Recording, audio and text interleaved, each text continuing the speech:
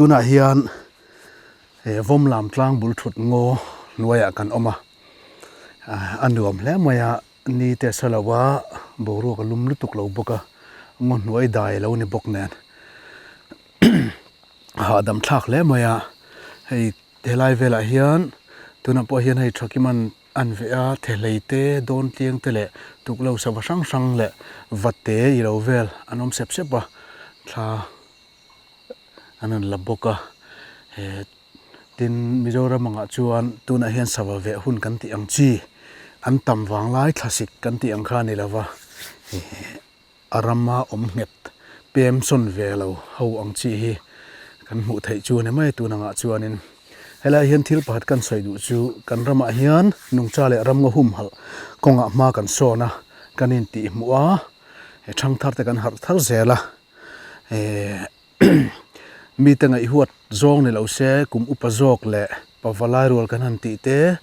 saka chak ramwa chak thangkam chak kan ti te kan pom podem ngot lawa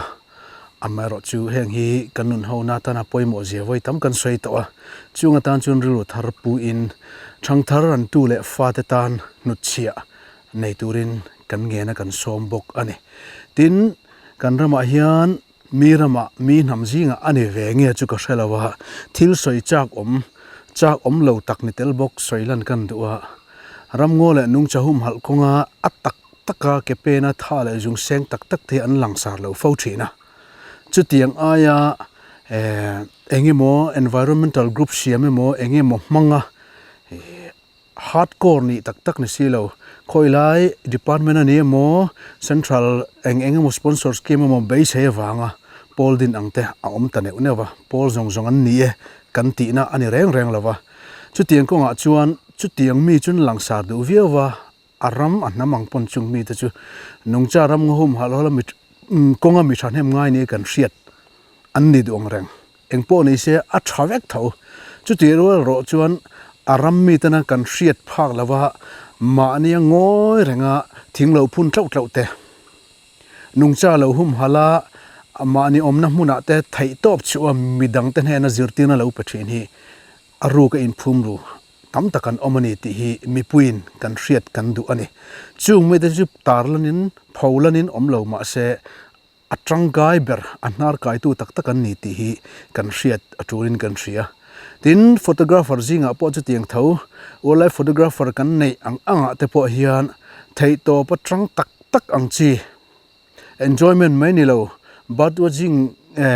tuya khalai ringot pi alama au mal na konga mala hi alangsar lo an ni du khop mai engpo ni se chung chu langsar takini pho lang u tia mi pui kan som na ni lawa chu tiang chu mi puina kan mu pha ka hian an om kher lo tam takan omani ti kha setaila chung mi te wang chuan tunang din hunain kan la ding sam samani anni aru kan lo tran sam sam wang hian heti ngoi kan la neya nungcha kan la neya thil nung ang chi phei chuanin heram jim te hen khovel riat khopa khovel nge even khopa species achi shrang a variety shrang kan ni ti hi sethar leila kan duwa chu chu mi pui hna tarlan kan chak deuh ani engpo ni sela heng konga hian mi da ti mu tu kan ni thei thau asan pa in awareness nein kan campaign in kan wak thailo mai thei thla kan lave thei kherlo mai thei documentary kan siam thailo mai thei amaro chu atina tu atichereu tu kan ni lo hi hum halna konga ke kan pena kong khatani ti hi sethar leila chu tiang tur chuan kan bulami te theu kan zertir wanga keima ni po in ngei tu tharila tin mipui kanan som tharle cheu ani e zofa te heram hi I mangai u I an kolang u kan ta ani tu ta ma ni lo keima ani ta ani ti hi kanin cha non le kanin sil thar non le ni te se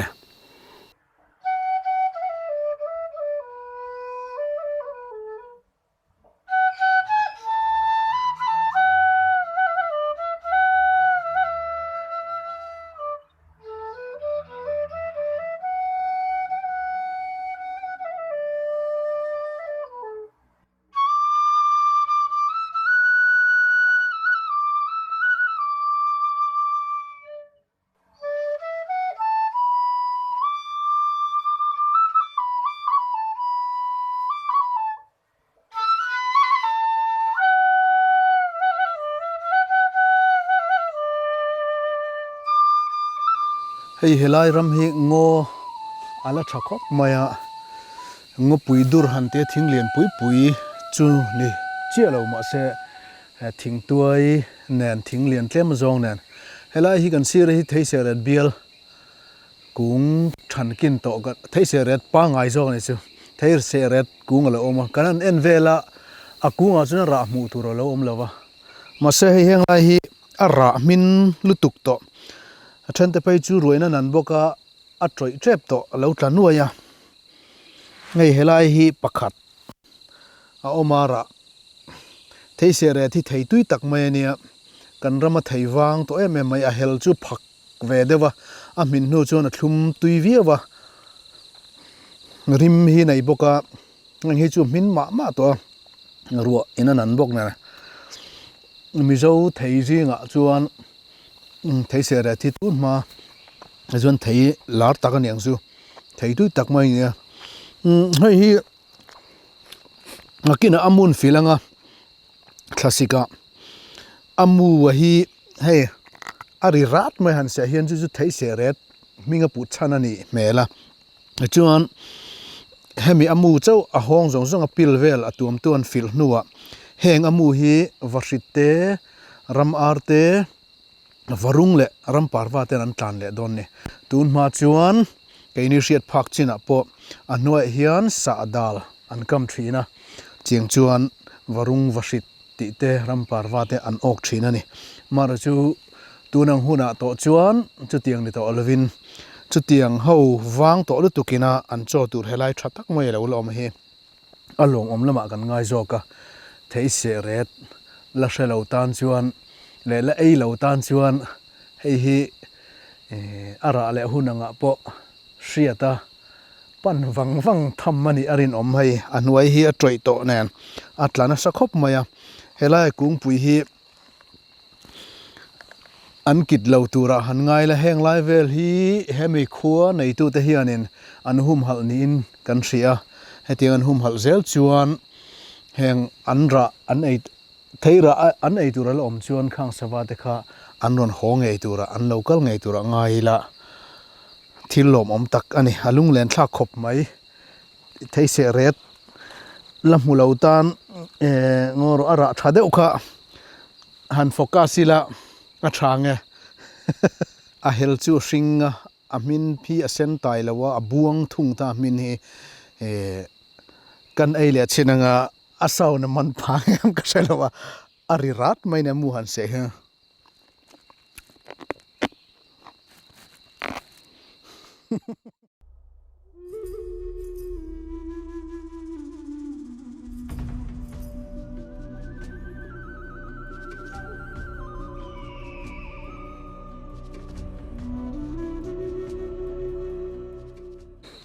helai hi hei pangpar moi deuh mai lo le a hei hi akunga ji kania ya na chu hetiang hi ne na lai deuh heng vel hi lai zuala chu ni ta lai view maya hei etiang hi kei point kala mutam lo wa hetiang tak ki chu voi khat mu na mo ne kan rama hian comment kan chak na chan po mi rama mi la lut kher lawa ram hnuai hian kan native flower kan rama tul trawang chi hi moi tak tak han khoya pangpar lu tak ni thei thurang chi hi kan nei ve nuala chungjing mi chu ni om hei hei lai kong siu sul dam zel phaya hian alo thli thli maya moi khop mai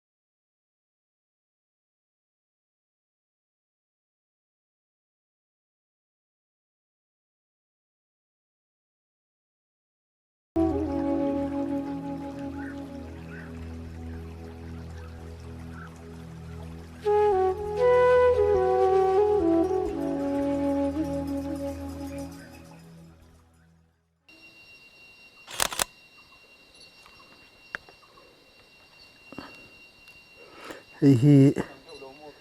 nuôi thăng mẹ này nàng khóc mẹ par chu nuôi thăng anh cần ringa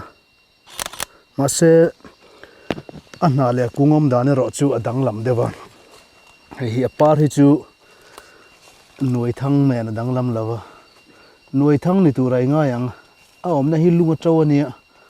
nuôi thăng anh hi xin đâu lấy cả căn sang mấy lava nuôi thăng chu này hi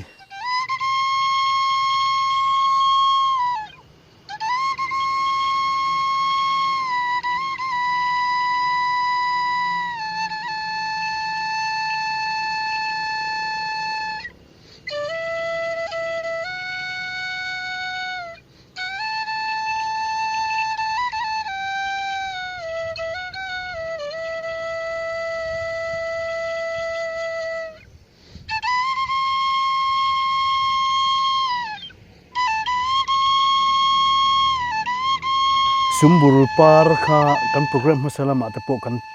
pho lang to hei ara takhi mugan tam lo mai theya sumbul ra alo mo yang reng ro khop mai hei makve de chu heti en hian thil adu pe mo a hring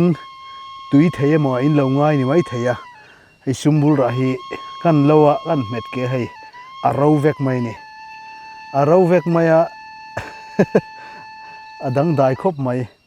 non na lo re renga hei hetiang dama po sumbul ra nakina hriat ve mai mai tan apar na lang bokan ara po hi nalani hi hei khoi thei tak tu chi po niang hang te po hi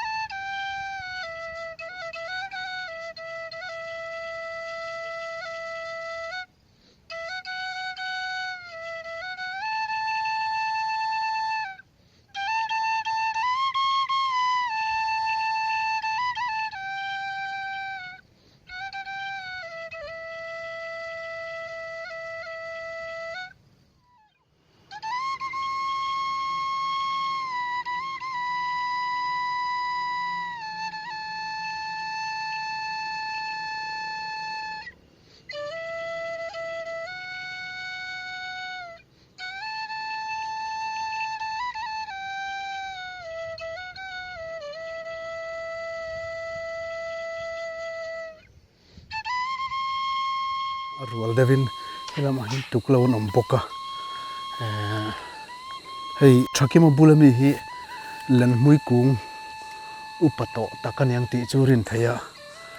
len mui hi theira zen zen lawan niya maro chu len mui ti taka rim mui chek rim tui tak mai nei heng te po hi thil lut om tak ani ti chiang tun ma in ara na sa thina ri ari ani arin om na san chu an tuk thlak na han chor le ang chi ti vel te po hei atang om dana tang le sorbo ka tang te na hriat thiam theya hian a ron tuam dam le a an lo tuk thla fo thina ni ara a mor tak tak chu lo don chuan tuk thla lo chuan lo harani ti a hriat maya a kung po atar hle mizo pa ti dan taka hei kan dim lo hle maya sei pui siam lo test nan kan check dot ani lo pon akal in chem siam lo chin nan ti hian kan sat zel mai ni te chiang renga a sor bol na sa mai ti hian a korin a hong in an ron tuam le triam ti hian hem mi tuam dam le tur po hen rai takaniang ti kharin theya hetiang ko a hian dim doi na chang ro chu kan la se lawa kan sa hi engma hlok puina kan nei lawa na kan tor tir ani ti kan ngai tu lo an soi ve thei lo wangin kan dim lo thin hi sim mila dim doila a tha khop mai a lu khop mai hei helen mui hi alian hle maya a rei tong kuma tam tong te chiang ani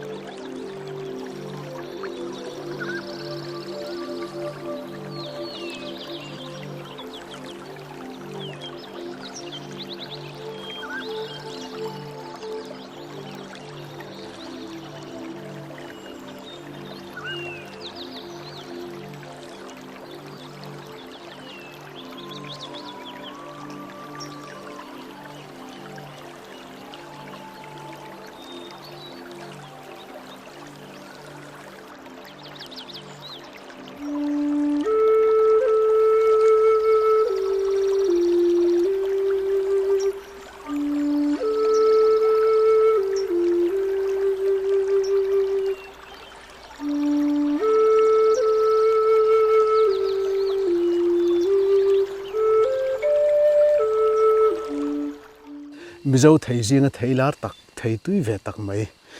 a tuai lo oma alora that boka tam lova helai a chaklam zara hianin thei arlung alora tir mai amar bul tir vel ania hei lo min duk to lo a ei kan tumani chema tuk thalawen lo kan dua kan koi kur don mi thei arlung anna te ara te lo sin si ula ramain kalni kho poin hei po hi ngai hlutur Mizo ramak kan nei te fruits aniang chu kan rama tual trau thei kan nei wang to tak mai thing tlang hun than khala chun lo om nuala dai vela te po ma se atam lem lo tun mang chuan tin ara hi kumtin an ra lo ve bok thina hei hi nakina kan longa kan ei lai te po kan tilang tu rai nga yang tuna kalaban pala te 1 2 3 oh tuna chun a boring kan lo thei ta hei an na te hi an en chiang una kin ai shiat vetan anuam hle mai voin chu thei arlung min duk akor ei lo tur o akor tui lo ei du tlat tan chun ei thei tho kan ei liang thank you me pila ei chi atlum tui reu luduk. This is a moment of silence for all those boss-pleasing, skirt-chasing, side-parting, Mr. Perfect, Mr. Right, predictable, checks emails at the dinner table. This is an apology to you, the boring, non-stop scrolling, the lull kinds, the aw types, the been there, done nothing sorts, and you too, the fallbacks, the friend zone quarterbacks, the cheats, the creeps, the sheep. Sit this one out. This ride is not for you. This moment of silence is all you get.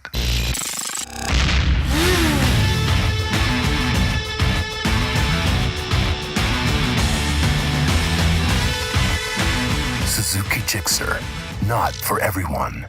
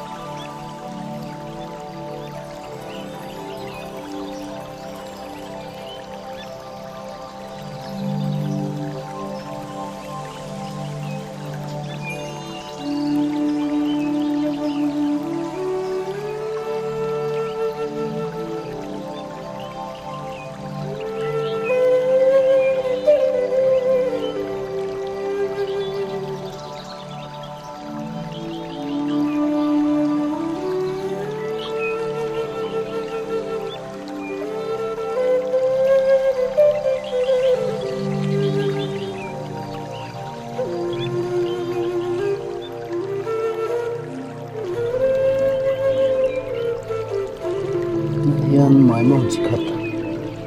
nak zak mai ta kan ne ka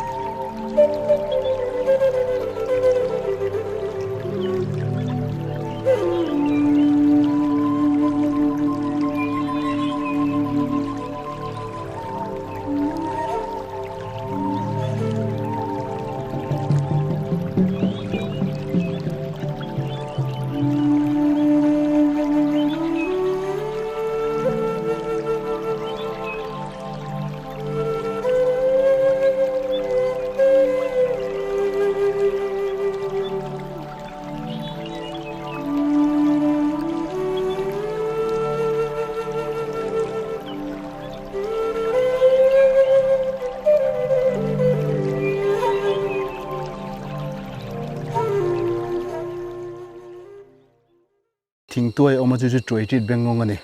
troi treat bengong hi troi treat aina te a eitla ka kan ngai lem lowa maru chu savai nan du ve tho hei sen tir maya ala min thachi alawa savatan cho thatak bok ani sat selo chuan troi treat nen ngai polin ne troi treat emo ti mai olani ma se Mizo chuan troi treat bengong kan ti thin hetiang hi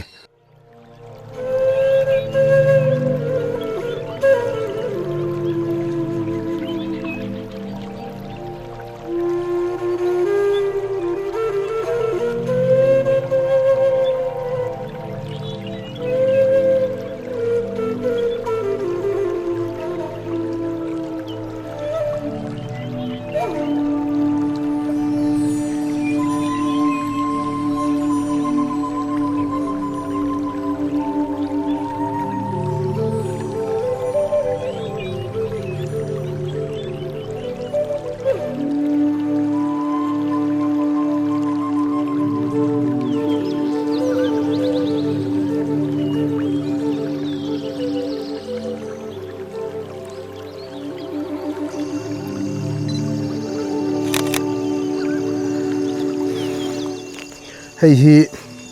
kan rama nau ban zinga moi em mai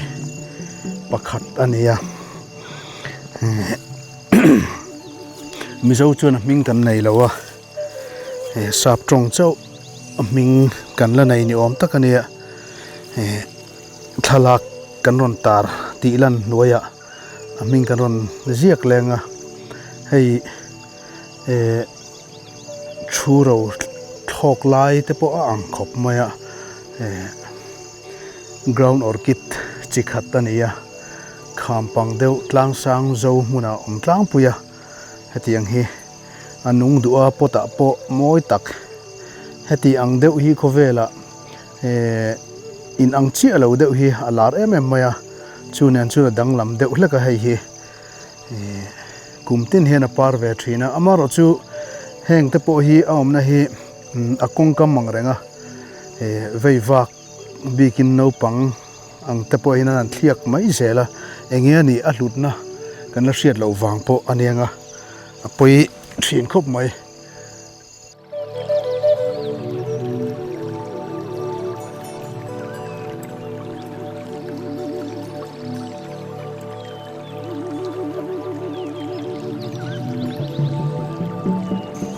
hei helai ko pang po hi lo oma kung ni lai mai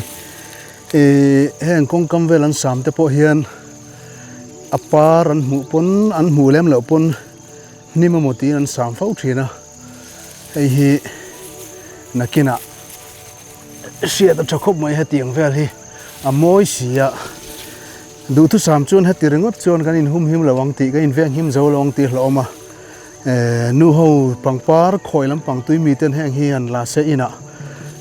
han khoi pung sela aven him na thata kan idona Mizo te chu hatianga hian thil hi kan la hriat tam lo wangin atam ber chuan naw ban chu thinga tau tura kan ngai tlang puya heng hang chi hi le tau chi ground orchid an ti hi kan nei nual mai kan rama hian chuwang chun heng teng te po hi leia tau chi ania amoi sia par dang dai sia thiang hlim em aven him thei dan le von him na pakhat chu mi puin kan la hriat lo awangin pota khoya ti pun thei ni sela association te po kha an omin kan hria thlengate al thenglian changte tleiro lai lu buk tok te marshimate ho te khan hetiang lam pangchun boi pui thin kha ho te hi an khoi pung sela kan vati em tin kan bel le shamani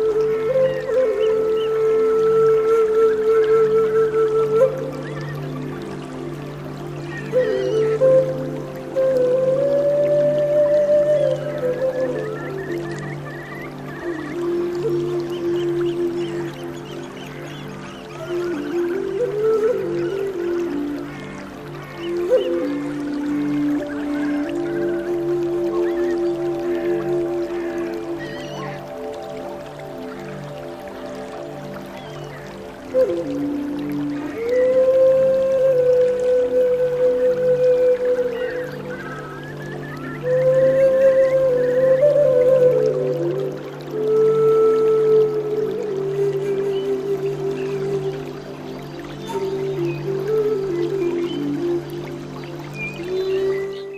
hian mal soma tam takin a vur che a ei tur a chu sak che a borok thiang hlim le in tur a hlui che a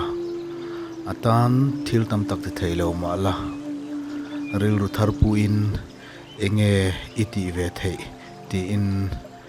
heram tan hian mal som na lo ni veng che